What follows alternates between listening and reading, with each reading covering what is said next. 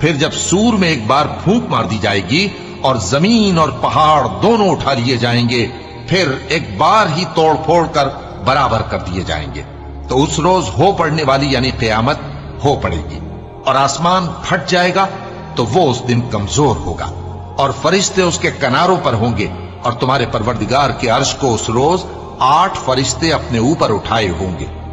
اس روز تم لوگ سب پیش کیے جاؤ گے اس طرح کہ تمہاری کوئی پوشیدہ بات چھپی نہ رہے گی۔ اب جس کا اعمال نامہ اس کے داہنے ہاتھ میں دیا جائے گا، وہ دوسروں سے کہے گا کہ لیجئے میرا نامہ اعمال پڑھیے، مجھے یقین تھا کہ مجھ کو میرا حساب کتاب ضرور ملے گا۔ پس وہ شخص من مانے عیش میں ہوگا، یعنی اونچے باغ میں جس کے میوے جھکے ہوئے ہوں گے۔ ان سے کہا جائے گا کہ جو اعمال تم ایام گزشتہ میں آگے بھیج چکے ہو، ان کے عوض مزے سے کھاؤ اور پیو۔